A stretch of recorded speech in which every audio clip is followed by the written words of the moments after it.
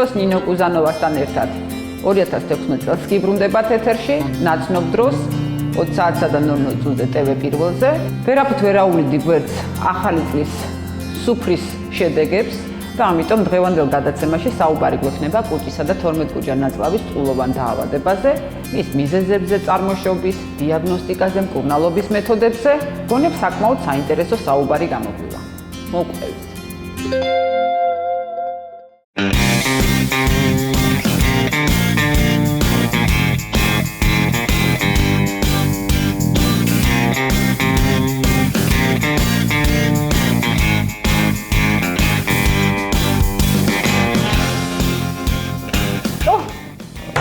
Какие люди?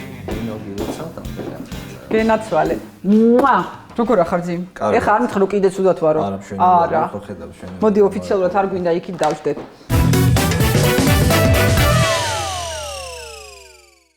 რა თქმა უნდა, ესაც გათამაშებული კადრია, არის დადგმული კადრია, უბრალოდ მართლა გამიხარდა ჩემი მეგობრის, არჩევნური ადვოკატის ბატონი დიმიტრი გაბუნიას დანახვა და სპეციალურად მოვიწვია ამ გადაცემაში, იმიტომ რომ სულ რაღაც 2-3 კვირის წინ ბატონი დიმიტრი იყო ამ კლინიკის პაციენტი და ზუსტად იმიტომ რომ ჩვენი გადაცემის თემა არის კუჭისა და 12 კუჭა ნაწლავის წყლოვანი დაავადება, ძალიან მთხოვე ბატონ დიმიტრის თავისი პირადი გამოცდილება გაეზიარებინა თქვენთვის და რატომ ძიმა. მისი ცხოვრების წესი ჩემთვის როგორც მედიკოსისთვის აბსოლუტურად განაწყობდა მის ორგანიზმს, რომ 12 კუჭა ნაწლავის მრავლობითი წყლულები, რითაც ბატონი ძიმა, მოდი ძიმას დაუძახებ, იმიტომ რომ ძალიან ახლო მეგობრები ვართ, შემოვიდა ჩვენს კლინიკაში, ვთვლი რომ აბსოლუტურად მისი დაუზოგავი, არანორმირებული ცხოვრების რეჟიმით არის განპირობებული და ზუსტად მინდა რომ თავისი პირით მოყვეს, როგორი ცხოვრების რიტმით ცხოვრობს და სხვებმაც რომ გაიგონ, რომ მსგავსი ტიპის დამოკიდებულება საკუთარი თავის მიმართ ყველაზე ცოტა 12 კუჭა ნაწლავის მრავლობითი სისხლდენი წყლულებით დამთავრდება. ძიმა. მოყევი. როდის იღვიძებ, როდის იძინებ, რას ჭამ, რას არ ჭამ და საერთოდ მე ვიცი შენი ცხოვრების წესი. პრინციპში ადამიანის ცხოვრებასთან, სიცოცხლესთან აბსოლუტურად შეუთავსებელია. შემიძლია იგივე ვთქვა ჩემზე. მე-9 კლასში ვიყავი, როდესაც პირველად რესპუბლიკაში ერთ-ერთი პირველი მაშინ არამიანცის ავადმყოფოში გამიკეთდა ეს ენდოსკოპიური კვლევა და იყო აი ამ სისქე და კინაღამ წავყევი და მე თვითონ მაქვს ქრონიკული გასტროდუოდენიტი და ეჭვი მაქვს რომ გადატანილი მაქვს 12 კუჭას წყლოვანი დაავადება, იმიტომ რომ დეფორმული იყო აი ამ კვლევის დროს 12 კუჭა ნაწლავი, შესაბამისად ალბათ გადავიტანე.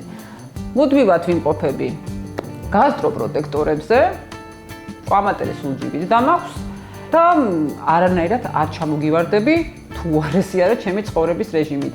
უბრალოდ მაყურებელს სულ ჩემზე რომ არ ვესაუბრო, რომ მე ასეთი დაავადებული ვარ, ეს ჭირს, ბევრი რაღაცები მიჭირს, მიუხედავად იმისა, რომ არ ვიმჩნევ.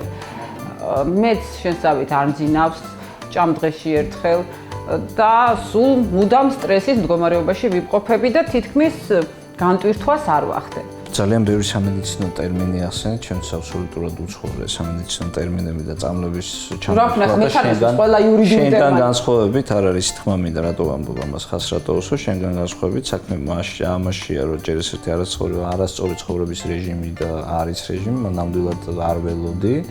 ნამდვილად არ ველოდი პირადად, რომ ეს აისახებოდა 12 კუჭა ნაწლავზე, უფრო სხვა რაღაცებზე მქონდა აქცენტი გაკეთებული, ჩემი ვიწრო სამედიცინო განათლებიდან გამომდინარე, თუმცა ეს ყოფილა ერთ-ერთი პირველი და მთავარი მტერი 12 კუჭა ნაწლავისთვის და კუჭის, ანუ ამ შინაგან ორგანოებისთვის, იმიტომ რომ არც არასდროს არ მაწუხებდა საქმეც ესა, მაგრამ თავიდან დავიწყე, ჩემი არანორმალური ჩემი პროფესიიდან გამომდინარე, მოგეხსენება ადვოკატის შრომა, რასაც ქვია ნამდვილი ადვოკატი და არ ვიძახე ახლა რომელსაც უბრალოდ ქვია ადვოკატი,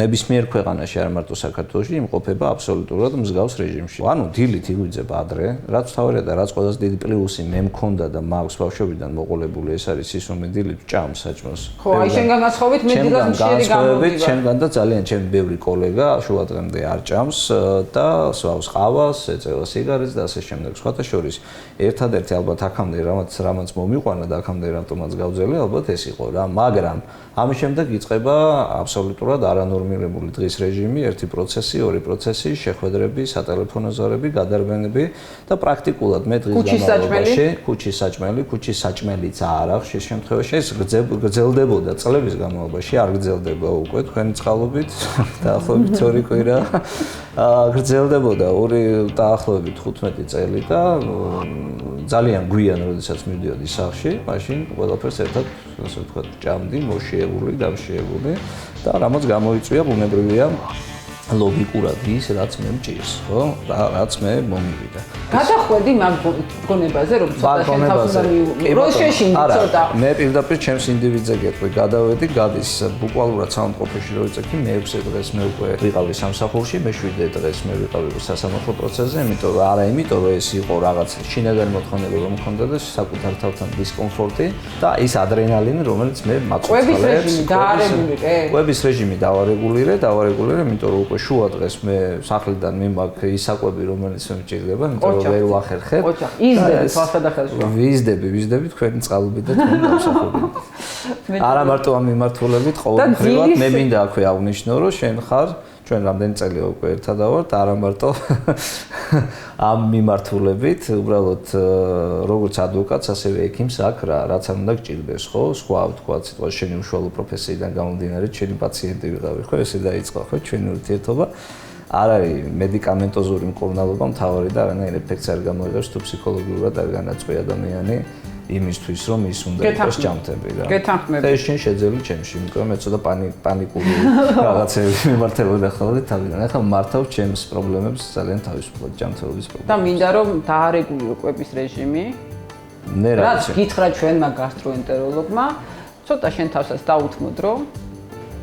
და მეტი რო აღარ დაგინახო ამ კლინიკაში. ჩემს სანახავად თუ მოხვალ, მე გამიხარდება, მაგრამ ხვა ჯანმრთელობის თვალსაზრისით რომ აღარ მომაკითხო და ძალიან მინდა შემეხარბა რომ მეც დავარეგულირო ჩემი კვების რეჟიმი და სამსახურიდან მისულმა დღეში ერთხელ არ ჭამო. დაგიწევთ რეკომენდაციებს თქვენ გადაწყვეტთ. დიდი მადლობა.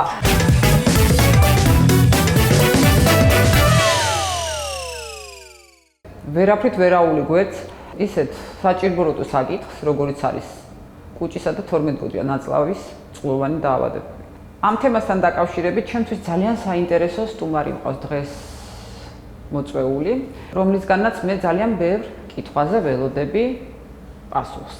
პირადად ჩემთვისაც და თქვენთვისაც, რომ ყველა ის კითხვა, რაც ამ თემასთან დაკავშირებით გაგჩენიათ ან გაგიჩნდებათ, მე მგონი პასუხგაცემული დარჩება. მინდა წარმოგიდგინოთ ქალბატონი თამარ გეგეშიძე, თბილისის სახელმწიფო სამედიცინო უნივერსიტეტის ინფექციურ სნეულებათა კათედრის ასისტენტ პროფესორი. ქალბატონ თამარ, მოგესალმებით. მიყვართ თქვენარი გაბრანჭული ლამაზი ექიმები და მე მგონი პაციენტებსაც უყვართ. ის იდეაში მეც თქვენი პაციენტი ალბათ არ მიმჩნევა. ქალბატონ თამარ, რამდენად ხშირია თქვენთან მომართვიანობა აი ამ ჩივილებით? კუჭის არეში ტკივილი, მარჯვენა ფერდქვეში არის ტკივილი, საერთოდ დისკომფორტი, საჭმლის მომნელებელი სხვადასხვა ორგანოსთან დაკავშირებით. მე მგონი საკმაოდ ხშირი შემთხვევები უნდა იყოს. ზოგჯერ არის რომ პაციენტი მოდის სხვა ჩივილით.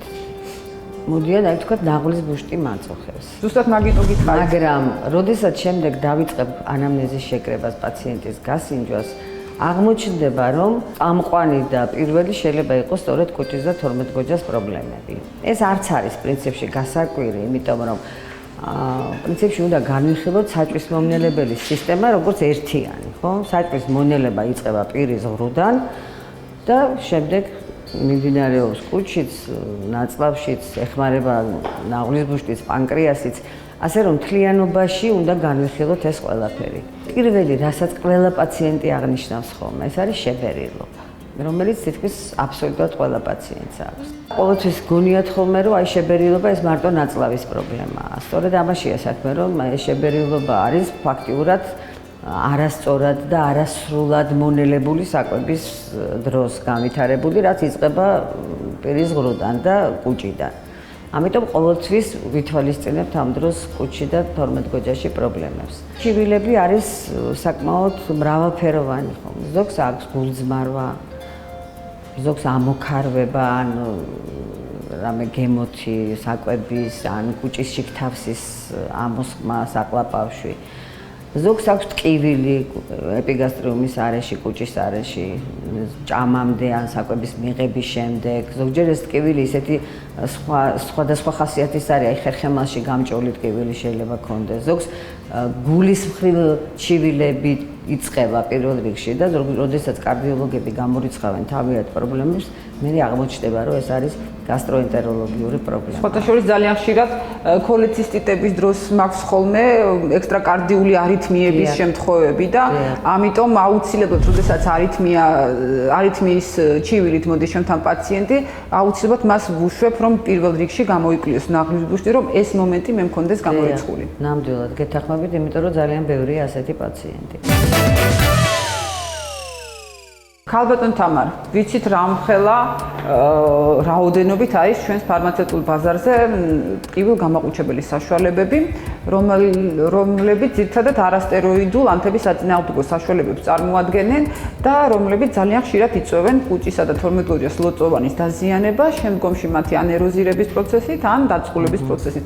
ამ შემთხვევაში რამდენად ხშირია მომართვიანობა და ვგონებ, რომ როდესაც აი ამ დროს ალბათ შეიძლება ვისაუბროთ იზოლირებულად მარტო კუჭის ყულზე ან მარტო 12 გოჯას ყულზე, როცა სხვა ორგანოები არ არის ჩართული. მიზეზი, მართალი ბრძანდებით, მიზეზი ამ პრობლემის შეიძლება იყოს სხვადასხვა. აი მიზეზებზე მინდა გადავიდეთ. ყველაზე უფრო მნიშვნელოვანი და დადგენილი, რომ ძალიან დიდი როლი აქვს ამ პათოლოგიის განვითარებაში, ეს არის ჰელიკობაქტერია. ბაქტერია, რომელიც ხელს უწყობს კუჭის და 12 გოჯას ლორწოვანში აი იმ პროცესების განვითარებას, რასაც მივყავართ ეროზირებამდე და შემდეგ წყლულამდე. სხვათა შორის აი ამ ჰელიკობაქტერიის წინააღმდეგ თავიდან საკმაოდ დიდი ომი იყო გაჩაღებული, მაგრამ საბოლოოდ მაინც ამ ვერსიამ და ამ თეორიამ გაიმარჯვა. დიახ, ინფექციური აგენტი არის ამ პრობლემის მიზეზი. თუმცა სწორად აღნიშნეთ თქვენ, რომ აი ეს მედიკამენტების არასწორად მოხმარება, ან შეიძლება სწორად მოხმარება, იმიტომ რომ საჭირო არის და ნამდვილად არის პათოლოგიები, სადაც არასტეროიდული ანთების საწინააღმდეგო პრეპარატებს ვერ გაექცევით. მაგრამ აუცილებელი არის ამ დროს გვახსოვდეს, რომ ჭირდება კუჭის პროტექცია და უნდა დავცავები მივიღოთ. ყოველ შემთხვევაში, უკვე ჩემთან მოსული და გასტროენტეროლოგთან მისული პაციენტი როდესაც ანამნეზს ვკრიბავთ, აუცილებლად ვეკითხებით სწორედ მას, რომ რა მედიკამენტები აქვთ მანამდე მიღებული. არსებობს სტრესით გამოწვეული. აი, სტრესებზე მინდა, იმიტომ რომ ძალიან დიდი ვერსია, რომელიც არანაკლებად არის მნიშვნელოვანი, რომ აი კამპილობაქტერიასთან პარალელურად, ეს არის სტრესი, ეს არის ნერვული სისტემის დაავადებადაც კი განიხილავენ კუჭისა და 12 გოჯა ნაწლავის ყლოვან დაავადებას. დიახ, სტრესული. უკვე ნაწლავებზე აღარ ვამბობ მე.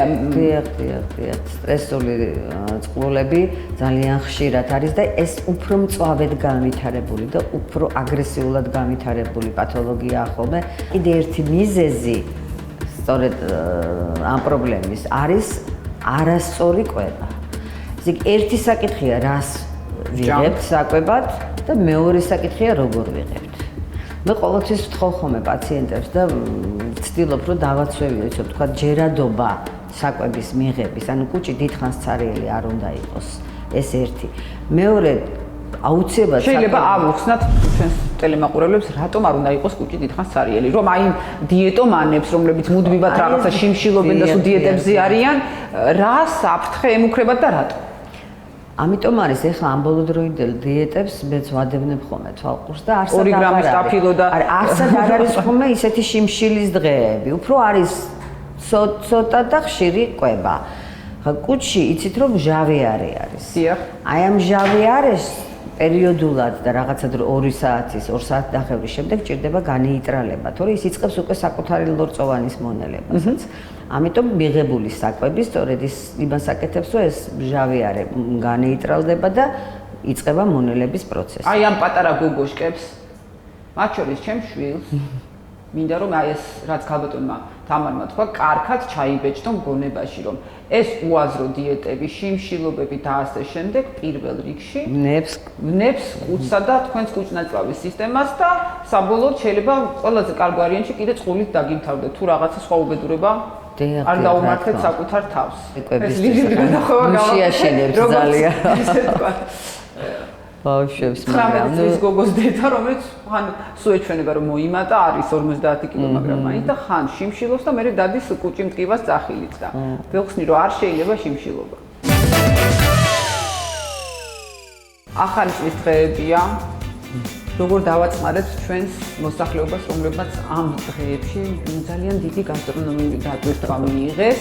სხვადასხვა ეს სუნაგობებით დაიკმაყოფილეს თავი, იქ სასმელით, წყარეთ, მჟავეთ, მწარეთ, მოხრაკულით. ანუ ფაქტიურად ჩვენი საახალწლო სუფრა ჯამთა ცხოვრებასთან აბსოლუტურად დიამეტრულად სხვადასხვა მხარეს მდებარეობენ და შეიძლება თუ არა აი ესეთი ელჯერადი მძიმე გასტრონომიული დატვირთვა და შედეგი ყოველთვის ყველას გამოგვიცია ჩვენ თავზე მეორე და მესამე წელს ის დამძიმებული ნაღვის ბუშტის არე და კუჭის აპროექციო არე და რა ვქნათ ამ დროს თავს უცებ სწრაფად უშველი სანამ ეს არ გადაივის ეს საახალწლო დღესასწაულები და არ მივახცევთ ექიმამდე ან შეიძლება გაგვიაროს მაგრამ თუ მოვახერხებთ ამ საახალწლო დღეებში ზომიერების დაცვას რა თქმა უნდა კარგი იქნება მაგრამ არ გამოვა ეხა გოზინაყი რამდენი გაივლი გამოივლი რო არ შეჭამოს და ჩურჩხელა არ გამოვა სანამ არ მოიწურება დიახ ამიტომ მაინც ყოველთვის ვცდილობ ხოლმე ამ დროს ურჩიო ჩემი ოჯახის წევრებსაც და მეგობრებსაც და ყველას რომ ფერმენტული პრეპარატები მიაშველონ საკვებს რომელიც მონელებაში შეუწყობ ხელს და ტუტე წყლები ან ჩვენი ბორჯომია ნაბელნავიანი ნებისმიერი ჩვენი და შევეცადოთ გვიან არ მივიღოთ ეს ყველაფერი არ გამოდის აბა გვიან მიდიხარ სტუმრად გვიან მოდიან სტუმრები და არ გამოდის მაგრამ ეს ერთი კვირა ახალ წელს უნდა ვიცოდეთ რომ გვაქვს ასეთი პრობლემა და მიჯილი გვაქვს კიდე კარგი ერთხელ არის კიდე კარგი ერთხელ არის თუ ორჯერ გვაქვს არა ნუ მეორე უფრო ლაიტია მორჩენილი პურმარილი პირველ რიგში რას უნდა გაუფრთხილდეთ? ალბათ ეს იწყება ჩვენი პირის ღრუთი. ეს არის მოწესრიგებული კბილები, მოწესრიგებული პირის ღრუს ლორწოვანი. აქედან ალბათ პირველი რაც დაიწყება მკურნალობის პირველი მინდა და რომ ვიწყო ხოლმე პაციენტს რომ ვეუბნები რომ პირის ღრუში კარგად უნდა დამუშავდეს საკვები. როგორ არა კარგად ღეჭავ და რამდენჯერ ყოფილა რომ აი მე მიყვანი ხა ფეკალურ ანალიზს მე თვითონაც უყურებ ხოლმე ყოველთვის იმიტომ რომ გაცილებით უფრო მეტი ინფორმაციის ვღებულობ ანალიზ გაკეთებისას ვიდრე ფურცელზე დაწერილი და კიტრის აი ამ ხელა ნაჭერი მაგალითად. აი როგორ შეიძლება ნაწლავმა აი ეს გადაამუშავოს თუ პირის ღრუში არ დამუშავდა ხო ნაწლავს კბილები არ აქვს. ამიტომ უნდა გავუფრთხილდეთ ჩვენ კბილებს. აუცილებლად კბილებს და კარგად ვღეჭოთ.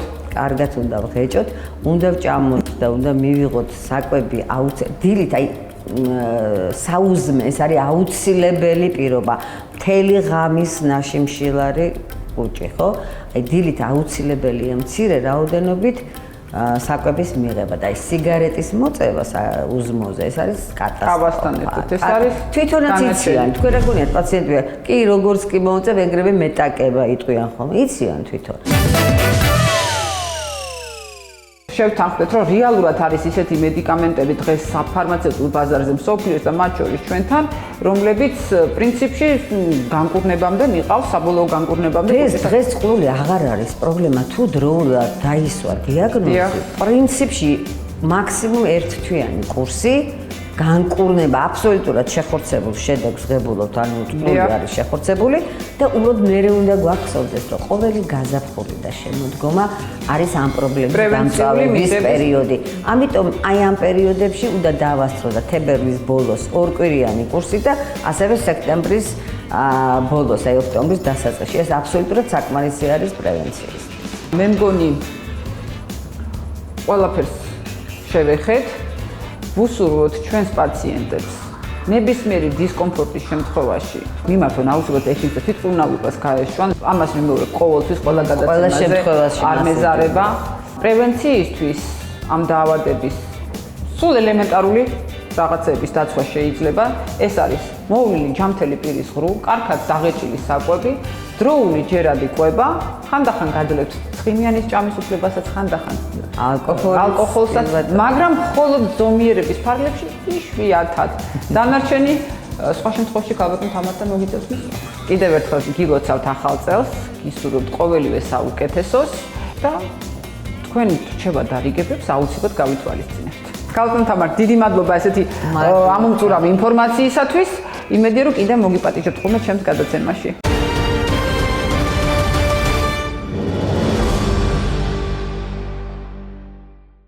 როგორ შეიძლება ცხოვრობდეს საქართველოში და არ გააკეთო გადაცემა, რომელიც ჩვენი საჭმლის მომნელებელი ტრაქტის პრობლემებს ეხება. მე არ მეგულება ჩვენთან მოქალაქე, რომელსაც ერთხელ მაინც არ ქონია ისეთი ჩივი, როგორც არის კუჭი მტკივა, ნაღლის ბუშტი მტკივა, ან რაღაცა ბევრჯერ დავდივარ ტუალეტში. შესაბამისად, როგორც ჩვენმა გასტროენტეროლოგებმა გვითხრეს, დამდარგის საუკეთესო სპეციალისტებმა და ზოგადმა ქირურგებმა, მსგავსი ტიპის ჩივილების დროს აუცილებელია ენდოსკოპისტი ექიმის ჩარევა.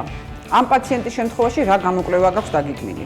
ამ პაციენტთან ვაპირებ გასტროდუოდენოსკოპიის ჩატარებას, რომ მოხდეს რეალურად სრულფასოვანი დათვალიერება საყლაპავის, კუჭის და 12 გოჯა ნაწლავის. როგორც ჩანს, აი ამ ეკრანზე გამოისახება ყველაფერი. დიახ, ანუ აპარატს გააჩნია ენდოვიდეო სისტემა, რომელიც ძალიან თვალნათლივ გადმოცემს ალბათ შიდა გარსების მდგომარეობას დაწყებული პირისყრიდან დამთავრებული 12 გოჯა ნაწლავით. ჩათვლით, დიახ. დაახლოებით რამდენი ხანი მიაქვს პროცედურას? დაახლოებით 5 წუთი. დაახლოებით 5 წუთი. მეგობრებო, ვინიშნავთ საათს და ველოდებით, მე ძალიან წარეთ მახსოვს ეს ჩემს ბავშვობაში ჩატარებული პროცედურა. ვნახოთ იგივე ნაირად გადაიტანს თუ არა ეს პაციენტი და რამდენად რთულია ეს პროცედურა პაციენტისთვის გადასატანად. ქალბატონ ანა, დაიწყეთ პროცედურა, ჩვენ ხელს არ შეგიძლიათ, მხოლოდ დაგაკვირდებით, ზედმეტ კითხვასაც არ დაგისვამთ.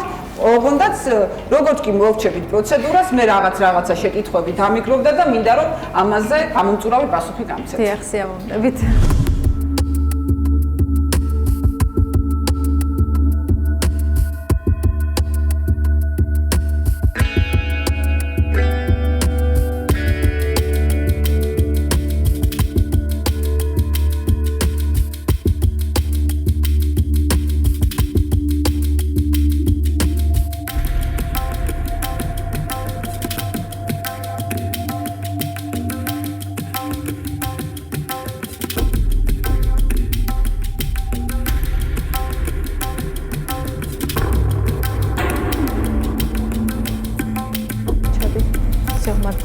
მეჩვენება თუ ბევრი ლორწოა? ბევრი სითხეა, კი, ლორწოა კუჭში ძალიან ბევრი. შვიდად ისუნთქე. ლორწოვანი ცოტა ჰიპერემული მეჩვენება. დიახ, ჰიპერემიულია, სეკრეცია გაძლიერებულია, კუჭი სავსეა სითხით, სეკრეციით. შევიდეთ. ეხლა ვართ კუჭში. ისუნთქე, თორ გაისუნთქე. ისუნთქე შვიდად. შედი. всё ვასრულებთ. ჰიპერემიულია, ლორწოვანი აშკარად. მაგრამ როგორც მე ვატყობ, წყლოვან დაავადებასთან აქ საქმე არ გვაქვს. აქ არ გვაქვს, ჯერჯერობით შედი. ეროზიები გვაქვს მრავლობითი, ანტრალურ ნაწილში. მოიცა თორ გადამშვიდი.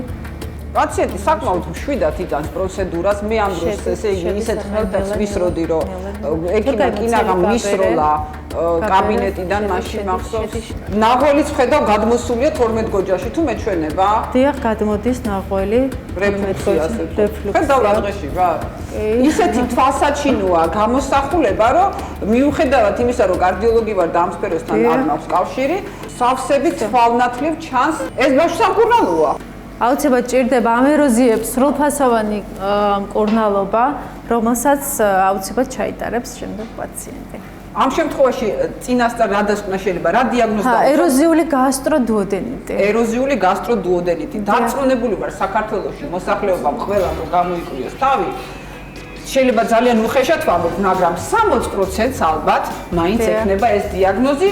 ჩვენი ცხოვრების წესიდან, ჩვენი კვების რეჟიმიდან გამომდინარე და რაც თავარია, რაციონიდან და არ დაგვაუწყდეს, როგორც ვიცით, კუჭის ძალიან ბევრი დაავადება ჩვენი ნერვული სისტემიდან მომდინარეობს. აბსოლუტურად. მუდმივი სტრესი აუცილებლად საბოლოო ჯამში ხდება მიზეზი ჩვენი კუჭის 12 გოჯა ნაწლავის თუ კუჭნაწლავის სისტემის სხვა ორგანოების დაზიანებისა.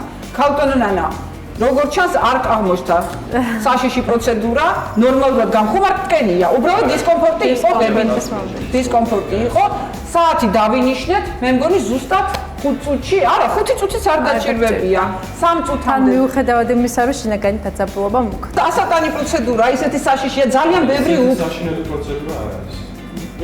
გადაიტანე მშვენივრად, აღარს გახსოვს უკვე რა იყო. აჰა, მეგობრებო, დროზე ჩაიტარეთ ეს გამოკვლევა, სანამ ესეთ ეროზიულ ფაზაშია კუჭისა და 12 გოჯას ლორწოვანი, სანამ მას მიუღია, ესე ვთქვათ, წყლოვანი ტიპის გადაგვარება, სხვა პათოლოგიებზე არც მინდა რომ ვისაუბრო. წამოჭექი ბატონო. ასე ცუდათაც არ ახლა. ჩვენ პაციენტს გადავუხადოთ მადლობა. მადლობა. მაგრამ შეგიძლიათ ჩაიბარო პაციენტი, ალბათ ეხლა მალე დაუწერეთ პასუხს და დანიშნულებასაც. და ცოტა ხანი სანამ პაციენტს მიხედავ, მომხედე მე. კიდევ რა ფუნქციები აქვს ამ აპარატს? ეს არის MBI რეჟიმი, რომელიც მეტად მნიშვნელოვანი არის ლორწოვანის პათოლოგიების დროს. ეს იქნება ლეიომიომა თუ საწყისი ეტაპი სიმსივნური დაავადებისა, რომელიც ავიჭიროთ ნაადრევ სტადიაზე სიმსივნური პათოლოგია ლორწოვანის, ლორწ ქვეშა ასევე.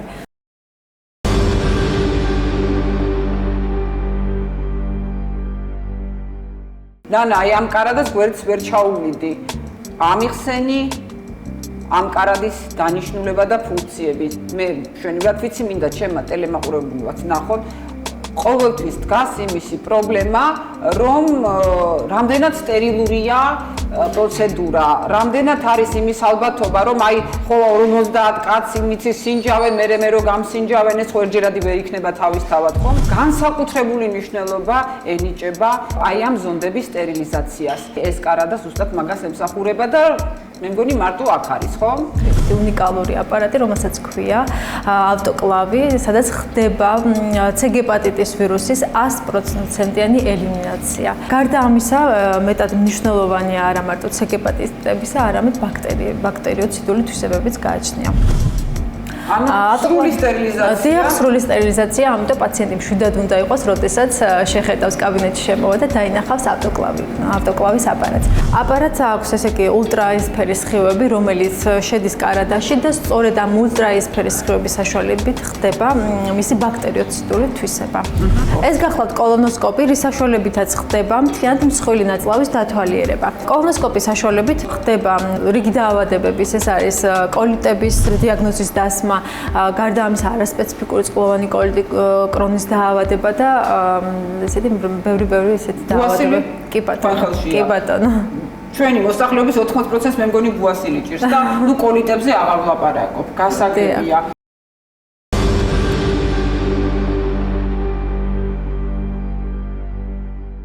დროულად დასმული დიაგნოზი ფაქტიურად განკურნებაა, ჩვენს ვიცით. ამიტომ ძალიან საინტერესოა თუ აი ესეთი ადრეული დიაგნოსტიკისთვის ეს აპარატი გვეხმარება. კიდევ მე ვიცი რომ ეს რაღაცა რეცხვებსაც აკეთებს. დიახ, რეცხვები ხდება ამ აპარატის საშუალებით. გარდა ამისა, ასევე მწვავე სიტუაციაში სისხლდენების დროს აქტიურად ვიყენებთ ამ აპარატს. ფაქტიურად სრული დიაგნოსტიკა, საკლაპავი, კუჭი, 12 გოჯა მთლიანად მოცულია. თუმცა მე ვიცი რომ მას აღშეულია ენდოსკოპიური სხვა კვლევებით ჩაატაროს, გააჩნია სანაწილი დავტვირთვათ მას. ეს იქნება კოლონოსკოპია თუ იქნება თქვა დუოდენოსკოპი, რომელსაც ანუ სწორი ნაწლავის გამოკვლევა. დიახ, სწორი ნაწლავის გამოკვლევა, მთლიანი მსხვილი ნაწლავის გამოკვლევა, კი. და გარდა ამისა მნიშვნელოვანი არის დუოდენოსკოპი, რომლის საშუალებითაც ხდება, ანუ მცირე განაკვეთით გაკეთება ფატერის დრილთან და იქიდან კენჭების გამოყენება, რომელიც ძალიან დამზოგველი არის რადიკალური ოპერაციებისგან გადარჩება პაციენტი. საკმაოდ პრობლემურად თანხმდებიან და მძიმე გადასატანია ისეთი გამოკვლევა, როგორც არის რექტორომანოსკოპია, ხო? რასაც ვქვით ამ აპარატით, ანუ სწორი ნაწლავის, მსხვილი ნაწლავის გამოკვლევა. ხდება თუ არა ამ დროს ანესთეზიოლოგიური სამსახურის გამოყენება და შეიძლება თუ არა ეგრეთ წოდებული დაძინებულ პაციენტზე აი ამ კვლევების გაკეთება და აი გასტროფიბროსკოპიასაც გულისხმობ. ანუ შეიძლება თუ არა ეს კვლევები გაკეთდეს, როდესაც პაციენტს სძინავს. რა თქმა უნდა, არსებობს პაციენტების გარკვეული რაოდენობა, რომელიც იღებს გადაწყვეტილებას, რომ ასეთი პროცედურები ჩაიტაროს ანესთეზიის ქვეშ. ასევე ხდება ანესთეზით გასტროსკოპიის წარმოება და კოლონოსკოპიის გაკეთება, რომელიც შესაბამისად ცოტა პროცედურა გახლავთ. მოკლედ და ცოტა უხერხულის პაციენტისთვის, ასე რომ ვისაც არ გაქვთ ესე თქვათ მყარი ნერვული სისტემა და ესეთ მცირე პროცედურულ ჩარევებს მძიმედ იტანთ, სავსებით შესაძლებელია ანესთეზიის ქვეშ, სადღაც 10-15 წუთი გრძელდება ვენურ ნარკოზია საუბარი. წინარე მდგომარეობაში ჩაიტაროთ ეს პროცედურები, ყველანაირი თქვათ მორალური სტრესების გარეშე და შესაბამისი დასკვნა უკვე ჩაიბაროთ ქალბატონი ნანასგან. ნანა, უღმესი მადლობა. დიდი მადლობა ქალბატონი. დავამშვიდეთ, თუ როდესმე დამჭირდა, აუცილებლად გავიკეთებ. მე მგონი ასე ის შიში, რაც ბავშვობაში ჩამჩა, გამიქარვეს სრულიად. დიდი მადლობა. დიდი მადლობა.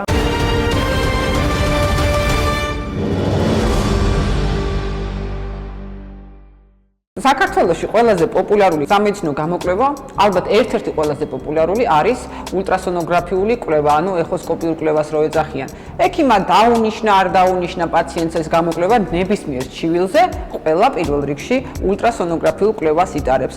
ამ თვალსაზრისით არც კუჭ-ნაწლავის ტრაქტის დაავადებებია გამონაკლისი და როდესაც ადამიანს პაციენტს გაუჩნდება რაღაცა ჩივილი, იქ ტკივილი მუცლის არეში, მარჯვენა ფერდქვეშა არეში, ან საერთოდ ზოგადად დიფუზურად ტკივილი მუცლის არეში, რა თქმა უნდა, პირველად თუ ძალიან ესეთი კულტურული პაციენტი არ აღმოჩნდა, რომელიც ჯერ ექიმს მიმართავს და მერე მის ჩამოწერილ დანიშნულებებს მიყვება, თვითდინებით მიმართავს ხოლმე ულტრასონოგრაფიულ კვლევას. მოდით ჩვენც მივმართოთ ჩვენს ექიმს ულტრასონოგრაფის ქალბატონ ელენე ხმალაძეს, რომელსაც აქვს თავისი მეთოდი კუჭისა და წყლოვანი დაავადების ულტრასონოგრაფიული დიაგნოსტიკის, რომელიც პრინციპში ახალდანერგილია როგორც მსოფლიო პრაქტიკაში, ასევე ჩვენთან და მეც მაინტერესებს, რამდენად არის შესაძლებელი ისეთი არასოლიდური ორგანო, სოლიდური ორგანო მაგალითად არის ღვიძლი თავისი შენების პრინციპიდან გამომდინარე და აი კუჭი მაგალითად არის ღრუ ორგანო. ნელ-ნელა გიხსნით ხოლმე ხანდახან ტერმინოლოგიებს, ისეთი არასოლიდური ორგანო, როგორიც არის კუჭი და თორმეტგოჯა, როგორ ხდება იქ რაღაცა დაზიანებების ვიზუალიზაცია, არა ინვაზიური, არა ენდოსკოპიური, არამედ ულტრასონოგრაფიული მეთოდებით. ვკითხოთ ქალბატონ ელენეს. ქალბატონო ელენე, მოგესალმებით. ჩემი დიდი სიმპათიები თქვენ.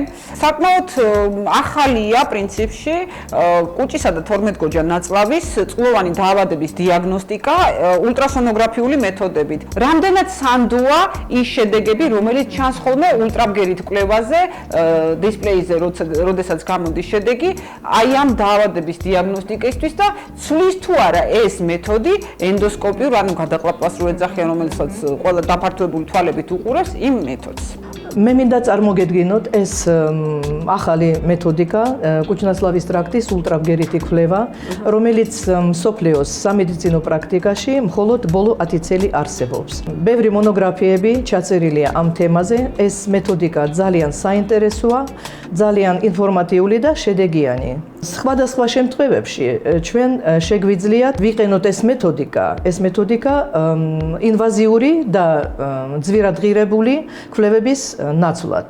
ფიბროგასტროსკოპია, ფიბროკოლონოსკოპია, კომპიუტერული ტომოგრაფია. მეთოდიკა ძალიან ინფორმატიულია და ამ შემთხვევაში ჩვენ შეგვიძლიათ ვნახოთ, რომ კუჭის ანტრალურ მიდამოს კედლები შესქელებული აი იმ ეკრანზე მე შემიძლიათ გაჩვენოთ და ეს კუჭის კედლების შესქელება და ჩვენ ვხედავთ ამ ეკრანზე ფიქსირებული ჰაეროვანი ჩანართი, რომელიც შემიძლიათ დიფერენციაციას გავაკეთოთ, რომ აქ ეროზიული ანტრალური გასტრიტის ირიბი უბე ნიშნები, ულტრაბგერითი ნიშნები. ასე, ბევრი ინფორმაცია ჩვენ შეგვიძლიათ ავიღოთ ამ კვლევაზე სიმსივნეების შემთხვევაში, წყლულების შემთხვევაში ენტერიტები, კოლიტები, დისბაქტერიოზის ნიშნები, მეთოდიკა ძალიან საინტერესო. ქალწულელენე ძალიან საინტერესოა ზრიქ შემთხვევაში, როდესაც პაციენტები კატეგორიულად ვარსაბობენ გასტროენდოსკოპიურ გამოკვლევაზე და ენდოსკოპიურ კვლევებზე, რომლებიც ეშინიათ, შვენიერი ალტერნატივაა, რომელიც საშუალებას მოგცემს, რომ დროულად მივახციოთ ამ პაციენტებს ყურადღება, დაისვას სწორი დიაგნოზი და განისაზღვროს სწორი მკურნალობის ტაქტიკა. ქალწულელენე, ძალიან დიდი მადლობა ესეთი ინფორმაციისთვის. მინდა დავაიმედო ჩვენი განსაკუთრებულად ესეთი შფოთიანი პაციენტები, რომლებსაც ეშინიათ ნებისმიერი სამედიცინო მანიპულაციის, ულტრასონოგრაფიული კვლევის საშუალებით, ჩვენ შეგვიძლია, ვთქვათ, გავაკეთოთ ესა თუ ის დასკვნა ამ თუ იმ დაავადების არსებობის შესახებ. ამ გოგონას როგორც ხედავ, არა აქვს კუჭისყურვანი დაავადება. კი ბატონო, კი ბატონო. დიდი მადლობა ქალბატონ ელენე, დიდი მადლობა. წარმატებული სამუშაო დღე. დიდი მადლობა.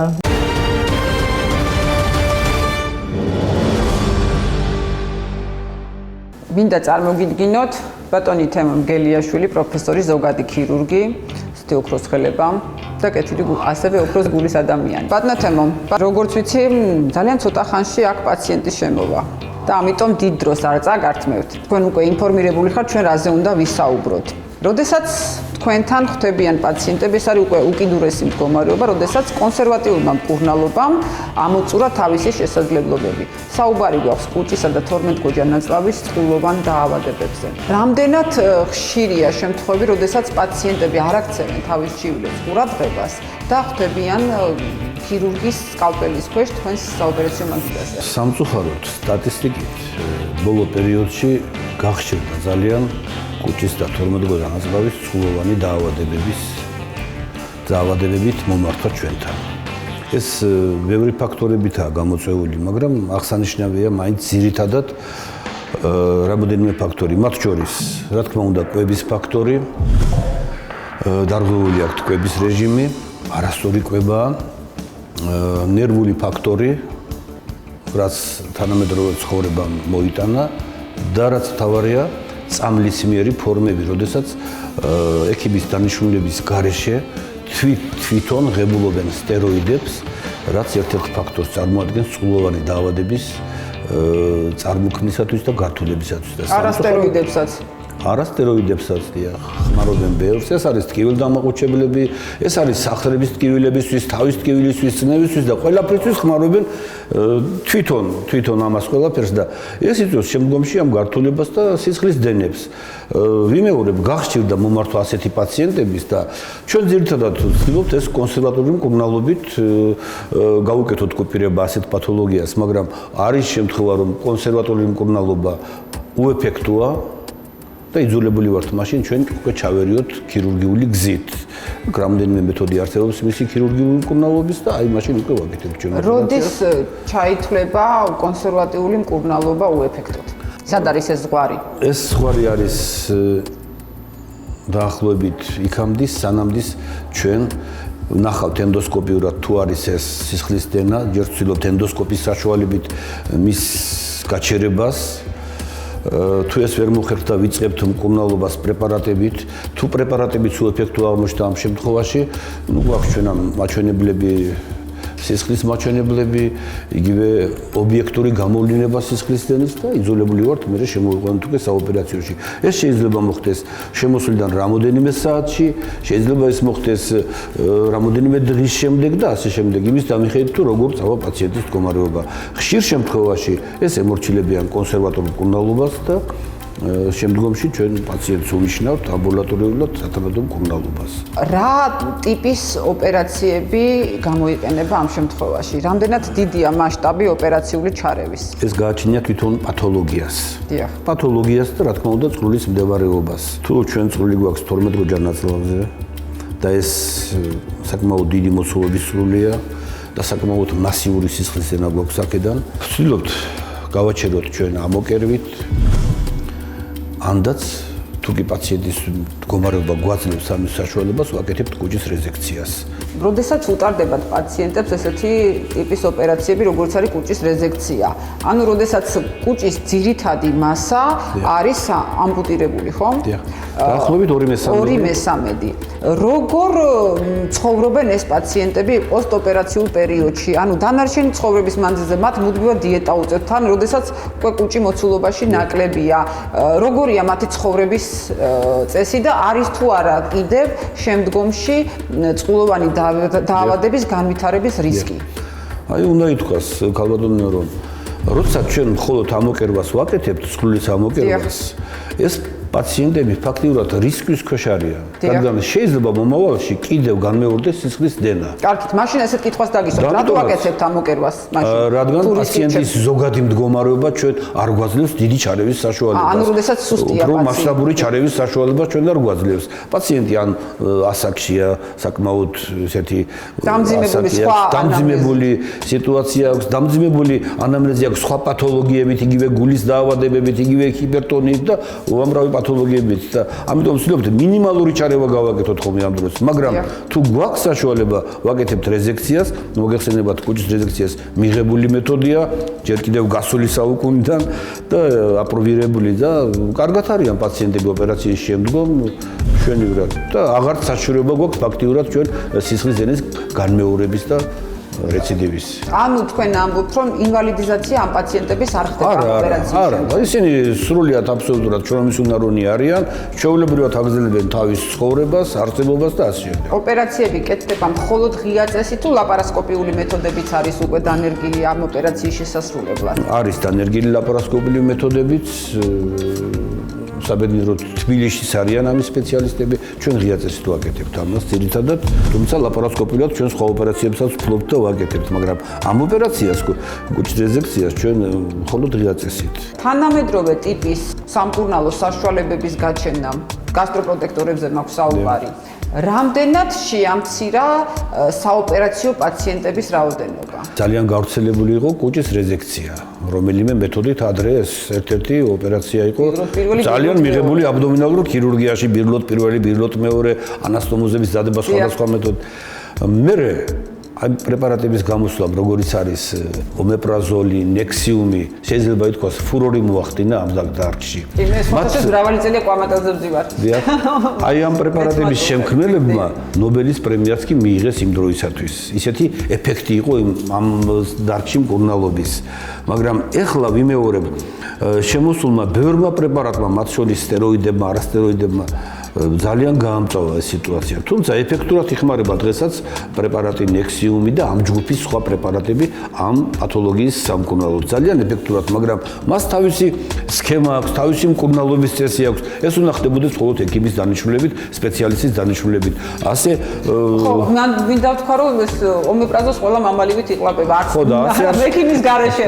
იქ ჰიპოაციდური გასტრიტია, ჰიპერაციდური გასტრიტია, რა ტიპის დაზიანება ლორწოვანის, მიუხედავად ამისა, როგორი მჟავიანობა, მაინც სვამენ. ზოგჯერ გონიათ, რომ აი თქვათ, ომეპრაზოლის ჯგუფის პრეპარატები აუცილებლად ყველა უნდა დალიოს, ეს ასე არ არის. შეიძლება ზოგიერთი ტიპის გასტრიტის და დუოდენიტის შემთხვევაში პირიქით უფრო საზიანო აღმოჩნდეს ამ პრეპარატების მიღება. აბსოლუტურად გეთანხმები. თქვენით ნუ გადაწყვეტთ რა უნდა გააკეთოთ. არ შეიძლება ექიმის დანიშნულების გარეშე ამ პრეპარატების მიღება. ყველა ფაქტორი უნდა იქნას გათვალისწინებული, რადგან არის ზოგიერთი მომენტი და შემთხვევა, როცა ეს უფრო საზიანოა იმ პათოლოგიისათვის, მას თავისი ჩვენება. ფაქტურად ყოველდღიური შეხება გაქვთ ასეთ პაციენტებთან. როგორია მათი ნერვული სისტემის მდგომარეობა ძირითადად? სამწუხაროდ სტატისტიკა ამას უჩვენებს, რომ პაციენტები, რომელთაც ნერვული სტრესის ქვეშ უხდებათ არსებობა, ცხოვრება, საქმიანობა და უფრო ნევროზული ტიპები ვინც არიან, მათთან ხშირია ეს პათოლოგია. გაწონასწორებული პიროვნებებთან შედარებით უფრო ნაკლებია. ეს არსებობს ამის სტატისტიკა და ეს ჩემი მოგონილი არ არის. ორი უარესობიდან გეკითხებით, რომელი უფრო უარესია, არასწორი კვების რეჟიმი თუ არადიეტური საკვების მიღება? არც ერთია სასიამოვნო და არც მეორე. არასწორი კვების რეჟიმი ერთ-ერთი ფაქტორია, ეს დადგენილია წყლოვანი დაავადებების ჩამოყალიბების და განვითარების. დიეტის დარღვევაც ერთ-ერთი ფაქტორია. აი მე ვიტყოდი, რომ ესენი თითქმის ასე აწონასწორებენ ერთი მეორეს. 50-50 შეიძლება ითქვას, რომ ასეთი ფაქტორები იწვევენ ამ დაავადების გართულებას. რამდენად არის ხოლმე მაპროვოცირებელი, როდესაც ადამიანები იცავენ რაღაც გაურკვეველ დიეტებს, რომელიც არ არის ექიმის მიერ რეკომენდებული, არამედ რაღაც თვითონ რომ მოიფიქრეს და მოიგონეს და გადაწყვიტეს, რომ ეს ან რო შიმშილობენ. რამდენად არის ეს სწორი ესეთი არ არის სწორი. ნამდვილად არ არის სწორი, განსაკუთრებით იმ პაციენტებს შორის, რომლებიც რისკის ქვეშ არიან ამ დაავადების განვითარების. მათთვის ეს ძალიან მიუღებელი და ანუ ეს ერთ-ერთი მაპროვოცირებელია შემდგომში წყურის განვითარების, წყურვანი დაავადების. ეს არის ერთ-ერთი მაპროვოცირებული პირობა იმისი, რომ განვითარდეს წყური და სისხლისდენა. ბატონ თემო, მე მგონი გამეცით ყველაფერზე პასუხი. მინდა ჩემ თავს ვუსურო, რომ თქვენთან არ მოვხვდე და ეს ყოველდღიურად სამსახურეობრივ პირობებში ტკბილი გამარჯვებით და კონფერენციებზე ერთმანეთთან პროფესიული ურთიერთობით შემოვიფარგლოთ. თქვენს გისურვებთ ჩემთან არ მოხვდეთ. დიდი მადლობა ასეთი საინტერესო საუბრისათვის. წარმატებული საოპერაციო დღე.